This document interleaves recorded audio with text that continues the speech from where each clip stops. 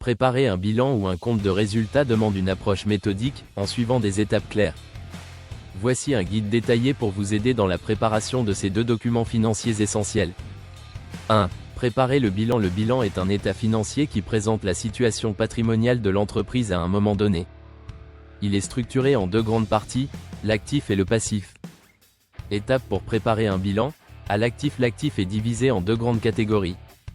1. L'actif non courant, ou immobilisé, ce sont les biens et droits détenus à long terme par l'entreprise, plus d'1 an. 1. Cela inclut immobilisations incorporelles, brevets, logiciels, etc. Immobilisation corporelle, terrain, bâtiments, machines. Immobilisation financière, participation dans d'autres sociétés. 2. L'actif courant, ou circulant, ce sont les biens et créances destinés à être transformés en liquidité dans l'année.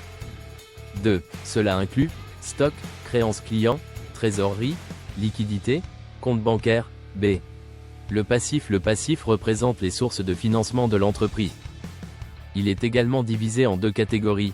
Les capitaux propres, ce sont les fonds propres de l'entreprise, issus des apports des actionnaires ou du bénéfice non distribué. Cela inclut 1. Capital social. 2. Réserve.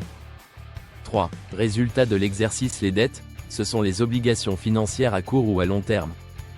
Cela inclut 1. Dette à long terme, prêt, emprunt. 2. Dette à court terme, dette fournisseur, dette fiscale et sociale, exemple de structure du bilan.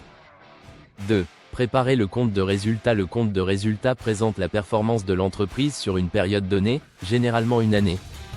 Il montre les produits, revenus, et les charges, dépenses, de l'entreprise, et permet de calculer le résultat net. Étape pour préparer un compte de résultat. Les produits représentent l'ensemble des revenus générés par l'entreprise. Cela inclut 1. Chiffre d'affaires, vente de biens ou de services. 2. Autres produits, revenus financiers, produits exceptionnels, etc. B. Les charges sont les coûts supportés par l'entreprise pour générer ces produits. Cela inclut 1. Charges d'exploitation, achat de matières premières, salaires, loyers, etc. 2. Charges financières, intérêts sur emprunt. 3. Charges exceptionnelles, pénalités, provisions pour risques, etc. C. Calcul du résultat net. Le résultat net est la différence entre les produits et les charges. Il peut être positif, bénéfice, ou négatif, perte. Exemple de structure du compte de résultat. 3. Vérification et ajustement. Avant de finaliser le bilan et le compte de résultat, il est essentiel de procéder à plusieurs vérifications. 1. Vérifier l'équilibre du bilan. Le total de l'actif doit être égal au total du passif. 2. Contrôler le résultat net. Le compte de résultat doit refléter correctement les produits et charges, et le résultat net doit être cohérent avec les performances financières de l'entreprise. Conclusion. En résumé, le bilan et le compte de résultat sont des documents financiers essentiels pour évaluer la santé financière de l'entreprise.